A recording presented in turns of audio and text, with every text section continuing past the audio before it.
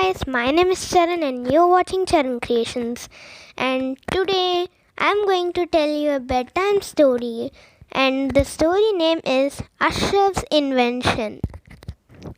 So let's get started. Okay, I'm starting the story. The day beginning like another day. Expect from one thing.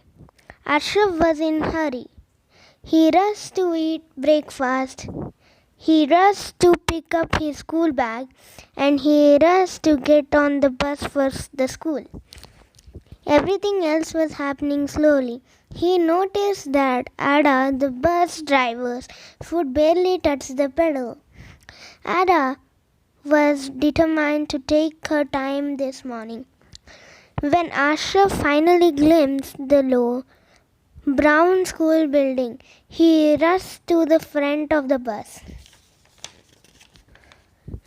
Not so fast, Ada boomed. Wait for the bus to stop completely first. Sorry, Ada, I need to get to the class right away, he called. As he jumped out of the bus and ran to his classroom, first lesson was science, but Ashraf wasn't listening. His eyes were on the clock. He was waiting for the 11 a.m. first break. As soon as he heard the bell, he headed out to the yard. Hey, Eugene, do you want to come around after school to fly on my plane? What plane? Segan came over here. Eugene called loudly. Ashraf has a plane. Would you like to go to Jupiter or Saturn? Look, I promise you that I have a plane. It can seat 4 people comfortably. Come and see, Ashraf first persisted. Is it like the time you made a time capsule that can send us into the future? Segan reminded him. I got into so much trouble thinking that I would wake up and find myself 2 grades up. I stopped studying for my exams and got all D's, said Eugene. Or is this like the time you dismantled your daddy's radio, telling us that radio frequencies can turn into waves that would make us invisible? I got into trouble for making faces, thinking nobody could see me, laughed Segan. Oh, Ashraf, you just never give up, said Eugene. Well, you must come. This time I have found the formula, Ashraf insisted. More like the formula for getting into trouble, Segan said. But I will come just for your mom's delicious chocolate cake. Did you mention chocolate? I mean, Eugene shouted. The friends walked towards the playground to join the rest of the classes, huddled in conversation. Here come the 3 musketeers. I wondered what new adventure they are cooking. This time, Seaman declared. Just ignore him, Ashraf said. And don't tell him about this evening. Seaman, are you coming to see Ashraf's new flying saucer? We can all book where we want to go. I think I like the air in Lagos. And the sand in Kano is really pretty this time of the year, Segan called out. Why did you have to go and do that? Ashraf stormed off, clearly upset. I'm sorry, but so many of your inventions and experiments haven't worked out, Segan said as he ran after Ashraf. I thought we were friends. You are supposed to support me no matter what, Ashraf muttered, still angry. Look, I'll be there all right, Segan replied as they made their way back to the classroom. Ashraf was secretly delighted that his friends had decided to give him another chance. The rest of the day flew by. Soon it was time to get on the bus for home. As soon as the bus stopped in front of his house, Ashraf raced inside. He needed to get comfortable seats on his plane for two of his best friends. He went into the living room and grabbed his mom's favorite purple cushions.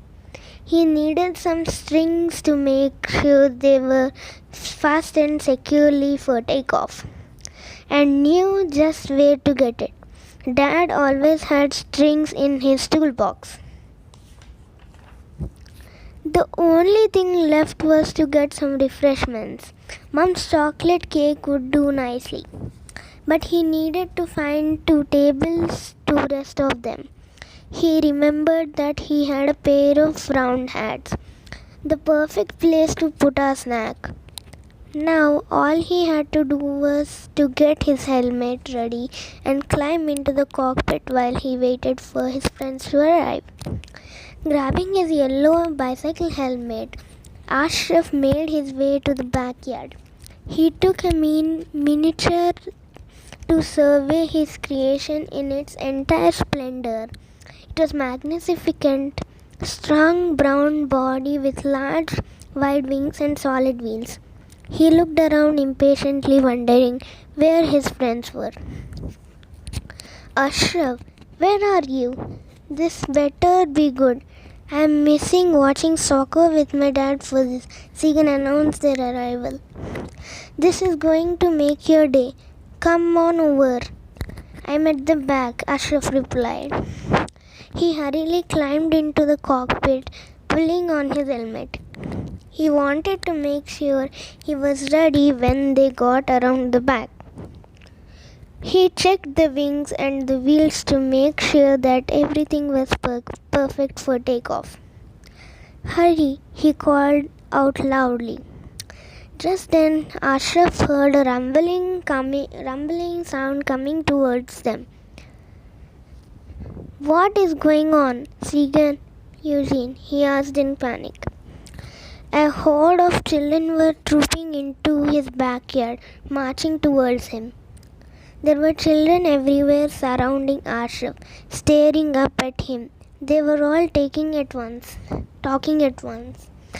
Eugene and Segan pushed through the crowd to get a better look at their friend. He was perched high on a mango tree, clasping onto a branch.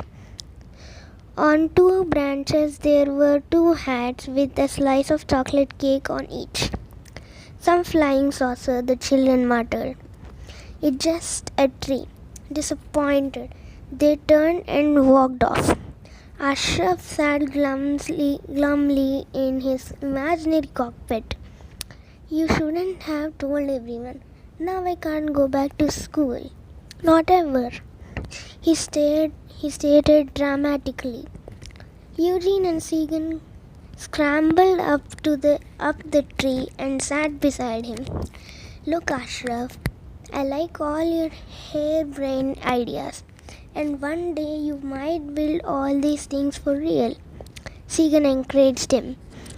For now, we will help you, but you will need much more than a tree to get to space.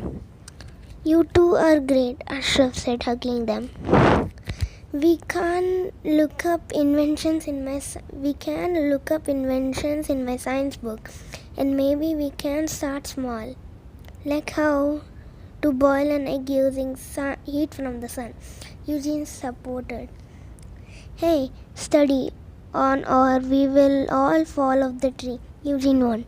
And then, Ashraf, you would have to invent a instant parachute to save us. Segan laughed as the three friends made their way down. The end. And this story is written by Fatima Akilu. So, Ashraf's two best friends supported him a lot.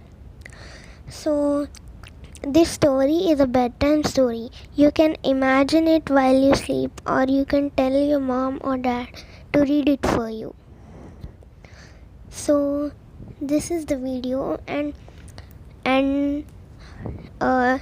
on Sunday I will be uploading a road trip video. So stay tuned for that. Until now, please like, share, comment and subscribe to Charan Creations. Bye.